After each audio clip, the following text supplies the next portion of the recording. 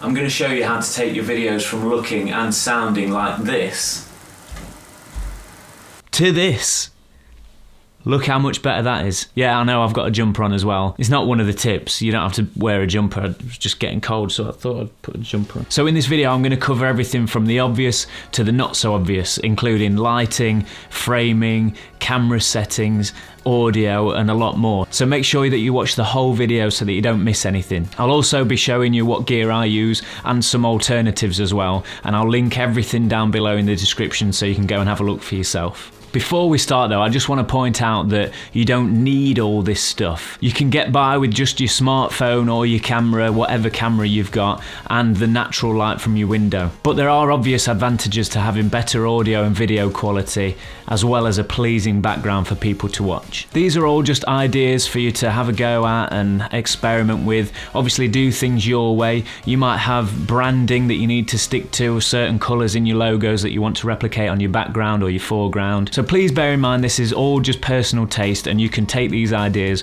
and use them in the way that suits you best. Now I'm going to cover these points in order of what I think is most important. So if you just got a camera and that's all you've got to start with, number one thing would be to set it up in the right position.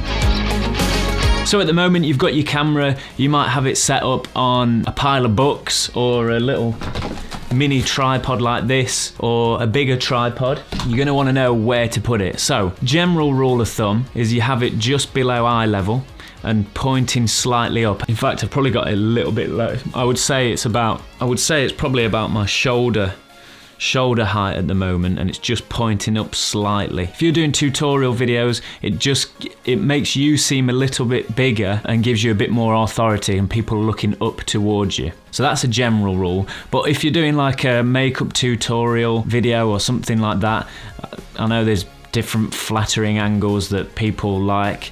I don't know, but yeah, just find an angle that suits you best. I find this one works all right for me. Doesn't do me much favours, but my point is though, have a play around with it and see what suits you best. I quite like this. The next thing to think about with your camera positioning is how much you want in the frame. Sometimes you might be just doing something like this video where you don't need much in the frame, but you could be doing an unboxing video or some sort of tutorial where you're showing a product or something where you need a bit of a wider field of view to get the product in there as well. So if I was doing that now, I'd probably make sure I've got a different lens on there so you can fit more in the frame. But for this, what I'm doing now, this is ideal. And I'm actually in the middle of the frame, as you can see. If I was doing an interview, I'd probably be off to one side like this, and then you'd be facing like that way, because it looks like I'm having a conversation with somebody and we're doing an interview, that sort of thing. So you can tell it's a slightly different look and feel about it. But if you're doing a tutorial where you're just talking directly to the camera, you want to be in the middle of, and there's no rules here, you don't have to do what I say, but generally if you're in the middle, people's eyes are going to be drawn to you. And make sure there's not too much headroom. You don't want this going on. If I'm stood here like this, if I'm sat here like this, it just looks a bit odd. Hello. So anyway, make sure you've not got too much headroom because it looks a bit odd. Even there, look, looks a bit strange. So this is the sort of general talking head video style, tutorial style framing that you would have. Lens choice, not Len the person, but lens, camera lens, without an E at the end, bizarrely. Lens choice is more important than you think. Yeah, so a lot of consideration goes into the perfect lens to use for a specific scene or shot in a film, and there's a lot of reasons why, but I'll keep it simple here. And it sounds odd, but I don't like using wide angle lens to film myself. I look a bit alien-like and a bit, because I weigh about 3 stone. I do look thinner on a wide angle lens, so I prefer something like a 50mm, something like that. And generally speaking, 50 to 100mm lenses tend to be more flattering for portrait photography and stuff like that. But you won't be able to fit as much in your frame, so you'd have to create a bit more distance between yourself and the camera. Like I'm doing here, this is a 50mm lens, and the camera is probably 4 feet away from me. So if you've got a small room, you might not be able to do that, so you might want to go for something a little bit wider. And I don't always use the 50mm. 35mm works quite nicely as well. I like that one, and I can pull that a little bit closer towards me as well, so I don't need so much room.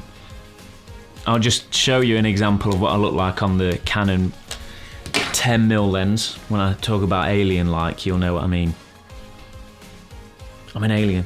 Look, my head goes big, thin neck, looks a bit odd. I mean, it's great, you can get more in the frame. So yeah, it's just not the most flattering, to be honest. I'm a bit tired this morning, so I look a bit odd, I'm sorry. Shall I press record? But yeah, you just got to decide what's right for you. So anyway, love Canon. So the second point to consider is your lighting. Obviously it's a big subject, lighting. I just want to talk about the most important things and the easier options to use. I just want to show you a couple of different comparisons using a key light and a softbox, the normal lights in my room, and also the light from the natural light from the window as well. So hang on a second. Let's turn this key light off. Okay, so this is just using normal lights in the room. Not very flattering at all, not very good colour, gives you these panda-like eyes there because it's coming from above. Wouldn't recommend just relying on your normal lights in your room unless you haven't got any other options or if you're just doing something really quick. So that's the first example. Now the next option I want to talk about is having a dedicated key light, and that's the main light that points at your subject. Now I'm using the Godox SL60W, which I've got a video on, which it will be up here. You can check it out. And also with that I'm using a Aperture Light Dome 2 softbox to make the shadows a bit more pleasing. And there is an alternative to the Aperture Light Dome 2. It's the Neewer softbox. That's a really good option. But with the Aperture Light Dome 2, you can actually pack it down nice and easy. So if you need to take it out with you, or if you haven't got much room in the house and you need to store it away in between using it, then I would definitely recommend the Aperture Light Dome 2. Again, links below to everything. A lot of people like those ring lights as well, and it's nice and compact because you've got a stand, and then the light is in the shape of a ring, and your camera just sits in the middle of that ring. So it's nice and compact. It lights you nice and evenly, and yeah, really good to have those ones. So yeah, having a key light just slightly to the side creates a little bit more depth because it gives me the shadows on this side rather than being front on. And the closer you are to the light source, the softer those shadows are going to be as well. So it's got nice, pleasing shadows. I also use the grid that comes with this that I've talked about before as well in another video, using the grid to stop any spill from this light going on into the background. So you'll see if I turn this light on and off, there's only a slight difference to the background, which isn't bad to say. It's pointing pretty much directly at it. So it's lighting me and the background doesn't change much at all. So that's something to consider as well. And then the last example is using a window as your key light and your main light. And that's obviously the most pleasing. It's natural light, so you're going to get good shadows. The only thing with this though is if obviously you want to film at night time and it's dark, you're not going to have the light. And also you are restricted with your background then, because I would have to face the other way and it's just a blank wall there and a bit of clutter at the moment. So your background is determined by which way your window is facing. So I prefer having a key light because then no matter what time of day it is, you can always film and it's always going to look the same, nice and consistent, and also you've got more control over that. If it's a bright sunny day and you're relying on the window light, you're going to have to change your exposure if a cloud goes past and just little things like that. So I prefer having a dedicated key light. Right, so once you've got your camera set up in the position you want it to be and you've got your main key light sorted, the next thing would be to look at what's in your background. Now obviously this all depends on what your channel is about. You want to have a running theme throughout your channel. My channel is about video tutorials and camera reviews and stuff like that, so I'm not going to have My Little Pony or Pokemon in the background. I mean, you can do if you want, there's no reason why not, because you do want to get your personality across, and that's one of the ways of doing it. But generally speaking, you want people to come to your channel, look at it at a glance, and immediately know what your channel's about. And obviously a lot of us don't have the luxury of having a dedicated studio space where you can kit it out exactly how you want it to be, hang stuff in the background. I'm just in the dining room at the moment, but what I've done is I've just set myself up in the corner where you can see my computer, which is obviously slightly related to what I'm doing. And I might have the odd occasional light down on this side or a camera just set up here that you can see to make it a little bit more relevant. So just set yourself up where you can really. So if you're just starting out, it doesn't really matter what is in your background as long as your content and your videos are engaging to whoever's watching, and then you can just expand as and when you go. And you'll also find what works best and what looks best from doing a couple of videos, watching them back and thinking, all right, yeah, I might change that. That's what I've done. I think I've sort of settled for now on what I like. I've chosen my colours. What I will say though is have your space free from clutter. It just looks a bit more appealing to watch. Having said that though, if you've ever seen Casey Neistat's videos, his office is very cluttered and that shows his personality. So these aren't rules, they're just general tips. Make sure your personality comes out. So he's in a workshop / studio where he needs access to everything all the time. I'm just in my room, so I'm not going to have it messy all the time. I need to make sure it's tidy anyway.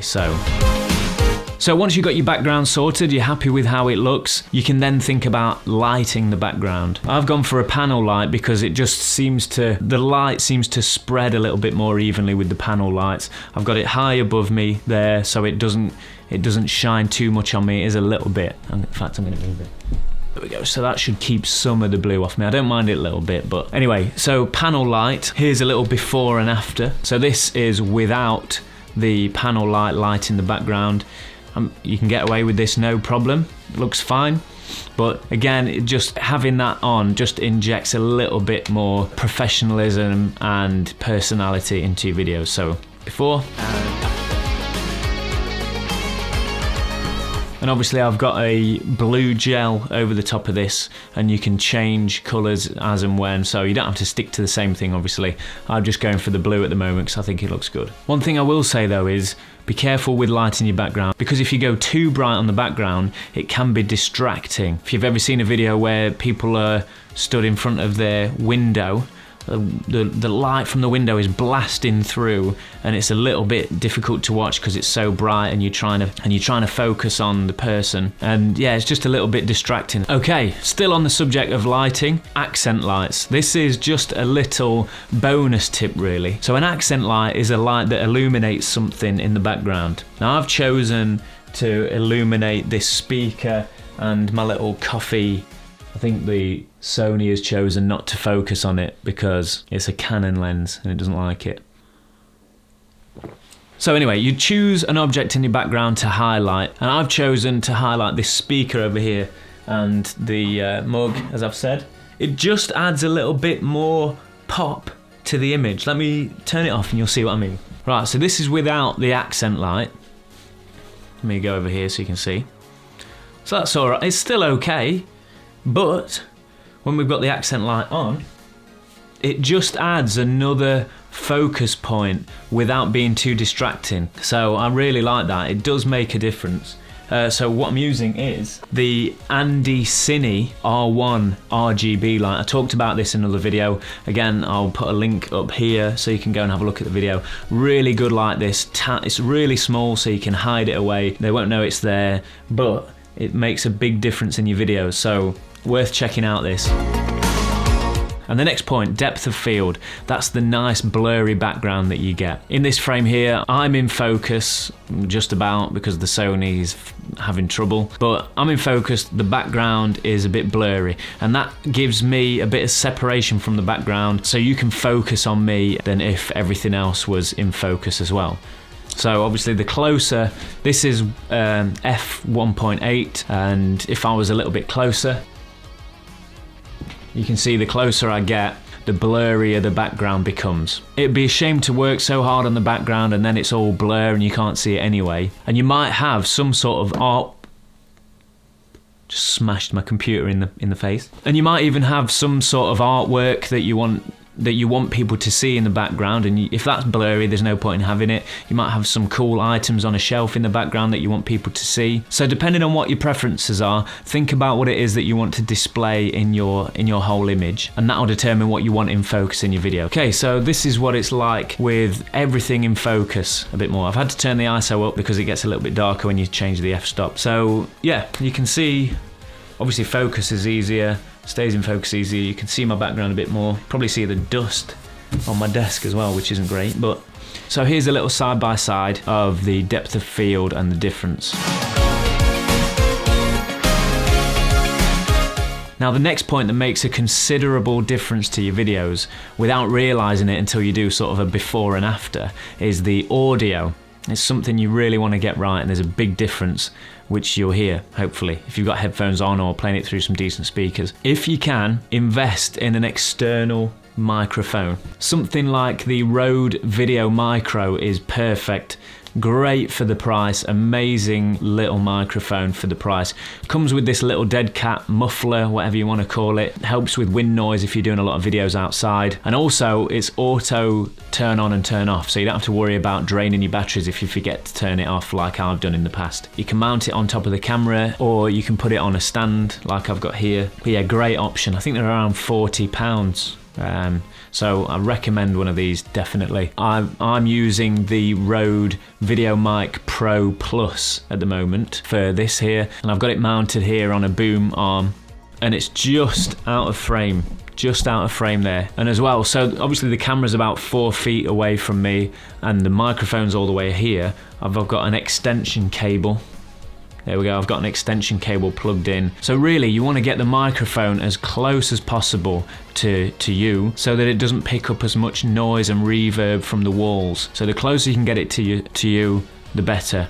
And also, if you can get it close, you don't have to have it turned up as high on the camera. So get it as low as possible in camera, go into your settings, turn the audio record level down as much as possible, get the microphone close, and then you want to aim for between -18 and -5 dB, something like that. That's a nice safe region so you don't get any clipping or distortion from the audio. Having the audio record level as low as possible on the camera means that you get less noise, you know, that sort of hissy shh noise, you get less of that. So turn it down as low as possible for a cleaner sound. And because you'll get less reverb and reflections bouncing back from the walls, you'll be able to EQ easier, and you'll be able to compress the audio easier as well. Alright, so I've just got mounted on a stand here, as you can see. Get it as close to you as possible, and then just in the middle as well. You can even have it in frame if you want. A lot of people do have it in frame. I prefer to keep it out of the frame, but get it as close as possible to you where you want it, and then just raise the stand until it's just out of the frame. There we go. So it's just here, but you can't see it obviously. Nice clear audio. Having a decent pair of headphones helps. Plug it into your camera so you can listen, do a little test before you start recording, so you can listen to the audio level being recorded and make sure it's all right before you press record. Nothing worse than starting playing and then it's too quiet or too loud, and then you've got to film the whole video again. So definitely check all your audio before you start recording. So this is what it sounds like with the audio being captured straight from the camera. As you can probably hear, there's a load of noise, reflections and reverb bouncing off all the walls, and just overall nastiness. So this is what it sounds like with the microphone nice and close. As you can tell, it's clearer, less noise, hardly any reverb and reflections coming back from the wall, and it's just nice and crisp. So what I would do in post afterwards when you're editing your video is just add a little bit of EQ and a tiny bit of compression, and it just evens the sound out a little bit more. But if you don't notice anything horrible with the sound and you think it's okay, don't touch it, just leave it, because it is very easy to make things sound worse when you're playing around with the audio if you're not quite sure what you're doing. So yeah, just having a microphone close to you will make a considerable difference anyway. So if it's just that step that you take for now, then that's fine. Worry about EQ and compression later on down the line. So with all this in mind, how much is too much? It all really comes down to personal taste, and also it depends what your channel's about, who you are as a person, what elements of your personality that you want to get across in your videos as well. So you just have to use your judgment. But I will say that too much becomes too much when it takes you so long to set up. You might have to make some compromises. If it's getting in the way of you actually making videos, then that's when it's a waste of time. Don't do it anymore. Don't focus on that. Focus on creating good content and making sure that your videos are engaging, like this one is. So my advice would be to start with, spend a little bit of time experimenting with things, playing around with different angles, different lighting options, and then come up with what works best for you, as little time setting up as possible, but with maximum results. So I find that this is nice and easy to set up. I've got this light in the corner here that can just stay there because it's not in anybody's way. This swivels out of the way. As you can see, so when I'm not using the microphone, it's just here, again, in nobody's way, and then when I do need to use it, spin it back round, and there we are, ready to go. So yeah, it doesn't take too long, maybe 20 minutes to set up, and obviously the camera itself, putting that on the tripod, getting the monitor ready, plugging it into the microphone, and that's it. So within 20 minutes, I'm ready to film, so it's not too bad. Any longer than that, then it becomes pointless, really, I think. Oh, and there, obviously this light here, which just stays there, so just switch that on and off. So that's easy because of the size, it's not a problem. Yeah, so for example, I wouldn't start putting a hair light in the background because that would be one more stand that I've got to set up, another boom arm to place, so it doesn't really add that much to the video, so I'm happy with the setup that I've got at the moment. So I hope this has given you a few things to think about and some new ideas to try, and I'd love to know what you think, so please leave a comment down below with your favourite tip from this video. I always like to know what people are up to and if these videos are helping in any way, so please give me the feedback, I really appreciate it. And thank you so much for watching. If you like this video, please give it a like, share it with your friends, subscribe to the channel for more video tips and gear reviews. And that's all for me, so I will see you next week. Ooh, again! Hungry now, so I'm gonna get some food. Pain in my not pain, but you know, that empty. I've had a smoothie today. New smoothie machine blender for Christmas, and tried it out for the first time today. Kept me going a little bit. It's nice. It was a good blender as well, but kept me going a bit. But I need some food because it is 12:30. It's lunchtime, and I've not eaten anything substantial yet. No wonder I look like an alien. But anyway, what else? Oh, I've got to do the B-roll.